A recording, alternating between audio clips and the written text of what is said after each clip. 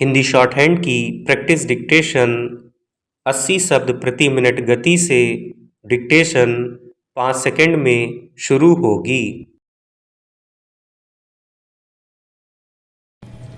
Start. इसमें दो राय नहीं कि कोई निचली अदालत अगर अपने फैसले में किसी आरोपी को बरी कर दे तो वह उसके लिए राहत की बात हो सकती है। इस लिहाज से देखें तो भारतीय कुश्ती महासंघ के पूर्व अध्यक्ष और भाजपा के पूर्व सांसद बृजभूषण शरण सिंह फिलहाल इसे अपनी जीत मान सकते हैं कि दिल्ली की राउज एवेन्यू कोर्ट ने उन्हें और एक अन्य अभियुक्त विनोद तोमर को महिला पहलवानों के यौन उत्पीड़न मामले में बरी कर दिया, मगर कई बार अदालत में सबूतों की प्रस्तुति किसी मामले में फैसले का आधार बनती है और परिस्थितियों की जटिलता के बीच उसे कसौटी पर भी रखा जाता है। दरअसल घटना की गंभीरता और पीड़ित पक्ष के आरोपों के बीच कानूनी प्रावधानों की तकनीकी बारीकियों का लाभ भले ही किसी आरोपी को मिल जाए, लेकिन न्याय की मांग का सफर कई बार लंबा भी हो सकता है।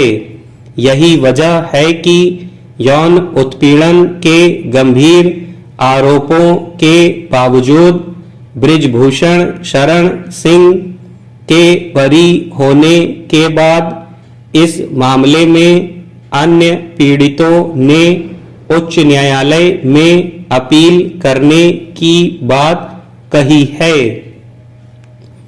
सही है कि अदालत का फैसला कानूनी प्रावधानों की कसौटी के मुताबिक हो सकता है, लेकिन यह भी ध्यान रखने की जरूरत होगी कि इस मामले के सामने आने के बाद कई पीड़ित महिला खिलाड़ियों ने आगे आकर अपने साथ हुए दुर्व्यवहार की शिकायत की थी। यह साफ होना बाकी है कि एक गवाह के बयान बदल लेने की वजह से क्या बाकी सभी पीड़ित महिलाओं की शिकायत निराधार हो गई। फिर देश में कानूनी प्रावधानों और उसकी व्याख्याओं के बीच कैसे वास्तविक आरोप भी कमजोर पड़ जाते हैं, यह छिपा नहीं है। इसके अलावा आरोपी की पृष्ठभूमि और राजनीतिक हैसियत अगर मजबूत है तो उसके खिलाफ पहले ही किसी शिकायत का सामना आ पाना काफी मुश्किल होता है। अगर शिकायत दर्ज भी हो जाए तो अदालत में उसे टिके रहने को लेकर हमेशा एक संशय बना रहता है। इसमें आरोप और गवाहों के बयान में अस्थिरता एक पक्ष हो सकता है, लेकिन खासा राजनीतिक प्रभाव रखने वाले आरोपी के सामने एक कमजोर पीड़ित की स्थिति क्या हो सकती है, यह समझना मुश्किल नहीं है। एक सवाल यह भी है कि ठीक उत्पीड़न के समय ठोस सबूत इकट्ठा करने पर ध्यान देना किसी भी पीड़ित के लिए कितना संभव है।